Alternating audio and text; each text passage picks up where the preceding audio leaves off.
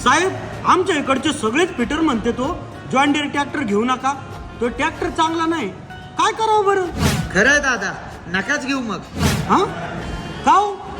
अहो, तुम्हाला जर त्या रस्त्यावरच्या फिटरच्या ओंजळीनेच पाणी प्यायचंय तर आम्ही तुम्हाला किती जरी सांगितलं तरी पटणार आहे का तुम्हाला? कसं आहे ना दादा, मार्केट मधल्या बऱ्याच ट्रॅक्टर कंपन्या ह्या फिटर लोकांना कमिशन देतात जर ते त्यांच्याकडे नवीन ग्राहक घेऊन आलं तर. आणि दुसरी सगळ्यात महत्वाची गोष्ट, तुम्ही जर जॉन डियर घेतला तर त्यांना त्या ट्रॅक्टरचं काम करायला मिळणार नाही. मग ते कशाला तुम्हाला जॉन डियर घ्या म्हणून सांगतात? हा बरोबर आहे मित्रांनो, सगळ्यात महत्त्वाचं, तुम्ही ज्या लोकल फिटरकडे ट्रॅक्टर खोलताय, मग तो कुठल्याही कंपनीचा ट्रॅक्टर असो, जरुरी नाही की तो पार्ट आणि ऑइल ओरिजिनलच वापरेल किंवा काम करताना तो व्यवस्थित आणि काळजीपूर्वक काम करेल याच्याशी त्याला काहीही देणं घेणं नसतं. उलट ज्या डीलरकडून तुम्ही तो ट्रॅक्टर घेतलाय त्या डीलरला तुमच्या रेफरन्सने आणखी काही ग्राहक मिळणार आहेत. त्यामुळे तुमच्या ट्रॅक्टरमध्ये जास्त खर्च येणार नाही किंवा त्याच्या ब्रँडचं नाव खराब होणार नाही याची तो काळजी घेतो. असं कसं?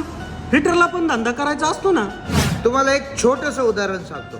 बऱ्याच वेळा ट्रॅक्टर गरम होतोय, पाणी फेकतोय अशी ग्राहकांची कंप्लेंट येते. त्यावेळी जर लोकल फिटर असेल तर तो त्याच्यामधला थर्मोस्टॅट वॉल काढून फेकून देतो व ट्रॅक्टर वापरायला सांगतो. पण तो जर शोरूमचा मेकॅनिक असेल तर तो आधी वॉल साफ करायचा प्रयत्न करतो आणि खराबच असला तर तो वॉल बदलून टाकतो आणि मग ट्रॅक्टर वापरायला सांगतो. फक्त 100-200 रुपयाची गोष्ट आहे. बघा, लोकल मेकॅनिकल शेतकऱ्यांचे पैसे तरी वाचवते.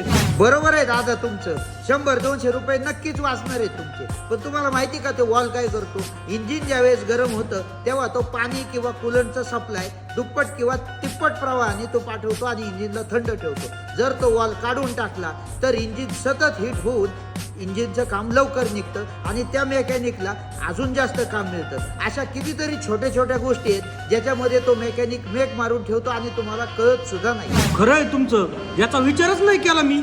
कोणत्याच डीलरला आपल्या ट्रॅक्टरचं जास्त काम निघावं किंवा मार्केटमध्ये आपल्या ट्रॅक्टरचं नाव खराब व्हावं असं वाटत नसतं. म्हणून शक्यतो तुम्ही तुमचं काम डीलरकडेच करावं आणि शक्यच नसेल तर कमीत कमी पार्ट ओरिजिनल आहेत का याची खात्री करावी. हा, पण ते शोरूमला ट्रॅक्टर खोलल्यावर खर्च लय येतो ना.